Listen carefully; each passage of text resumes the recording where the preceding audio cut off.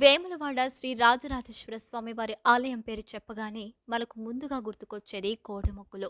ఈ కార్తీక మాసంలో దూర ప్రాంతాల నుంచి కుటుంబ సమేతంగా భక్తులు పెద్ద ఎత్తున హరిహర క్షేత్రమైన వేములవాడకు వచ్చి కార్తీక దీపాలు వెలిగిస్తూ స్వామివారిని దర్శించుకుంటున్నారు.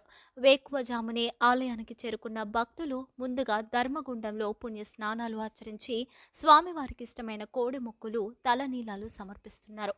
ఆ తర్వాత స్వామివారిని దర్శించుకొని తమ కోరికలు నెరవేర్చమని వేడుకుంటున్నారు.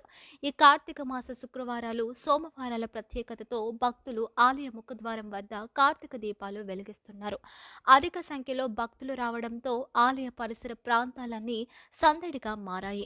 భక్తులు చెప్పినట్టుగా వేములవాడ శ్రీ రాజరాజేశ్వర స్వామి వారు మా ఇంటి ఇలవేల్పు. ప్రతి పర్వదినం ముఖ్యంగా కార్తీక మాసంలో కుటుంబ సమేతంగా స్వామివారిని దర్శించుకోవడం మా ఆనవాయితీ అని తెలియజేశారు. గంటల తరబడి క్యూ లైన్లలో భక్తులు వేచి చూస్తున్న స్వామివారి దర్శనం కోసం ఉత్సాహంగా ఉన్నారు. ఈ క్రమంలో ధర్మ దర్శనంలో భక్తులకు ఎలాంటి అసౌకర్యం కలగకుండా ఆలయ ఈవో వినోద్ రెడ్డి ఆధ్వర్యంలో అధికారులు క్షేత్రస్థాయిలో పర్యవేక్షణ చేస్తున్నారు. స్వామివారిని దర్శించుకున్న తర్వాత భక్తులు బద్దిపోచమ్మ ఆలయం, భీమేశ్వర స్వామివారి ఆలయాలను కూడా దర్శించి పూజలు చేస్తున్నారు. కార్తీక మాసంలో ప్రతిరోజు స్వామివారికి ప్రత్యేక పూజా కార్యక్రమాలు నిర్వహిస్తున్నారు.